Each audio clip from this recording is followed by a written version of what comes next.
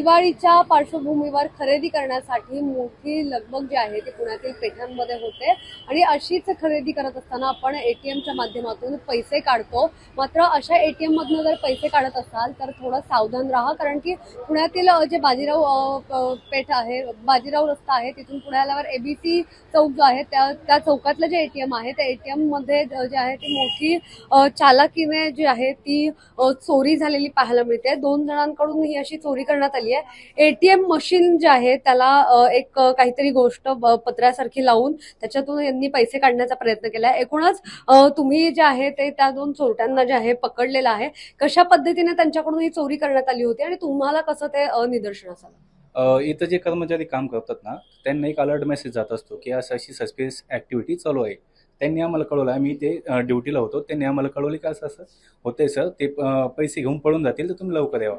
आम्ही आलो, बघितलं तर त्यांनी ते पैसे काढून तो पण बाहेर आम्ही त्यांना तो पण घेतलं. ते काय करतात इथे, ही जी जागा दिसते ना, इथे एक पट्टी लावतात समोर. पट्टी लावतात आणि आपण काय करतो, आपण ट्रान्झॅक्शन कंप्लीट करतो. पैसे वाचतात पण पैसे बाहेर येत नाही. आपण असं बघतो की पैसे नाही आलेले, बहुतेक फेल झालं असेल. डेबिट तर झालेले दिसत आहेत पण आलेले नाहीत. आपल्याला वाटतं नंतर पुन्हा घरी गेल्याच्या नंतर आपल्याला क्रेडिट होईल, पण तसं काही होत नाही. ते येतात इथे आणि ती पट्टी जी आहेत ना, चावी असते आपली, चावीने इथं पट्टी काढतात, आतमध्ये येऊन पट्टी काढतात, पैसे घेतात आणि नंतर निघून जातात. नक्कीच त्यांच्या आता आपण ताब्यात घेतलेलं त्यांना, त्यांच्याकडून काय माहिती मिळाली? असं हे एकच एटीएम आहे की आणखी काही एटीएम मध्ये पण त्यांनी असं काही केलंय? त्यांनी सांगितल्याप्रमाणे एटीएम मध्ये प्रकार असतात बघा. एक असं असतात की फ्लिपवाले असतात, उघडतात पैसे बाहेर जातात आणि पुन्हा आतमध्ये जाऊन बंद होतात.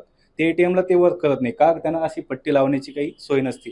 पण हे जे असे एटीएम आहेत ज्याच्यामध्ये आता ओपन केल्याच्या नंतर खाली जातात आणि पैसे अशी पट्टी लावल्याच्या नंतर आतमध्ये काय चाललंय हे आपल्याला दिसत नाही. अशाच एटीएमला ते फ्रॉड जास्त होतोय. फक्त तेवढं समोरून राहायला आपण हवं.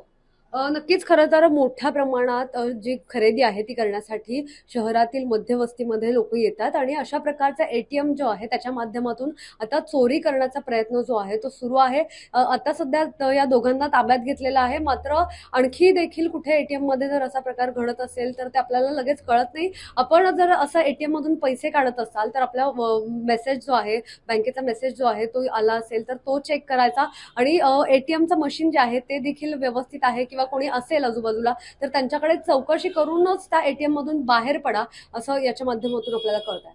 पुण्याहून मोना यांपुढे, सिविक न्यूज.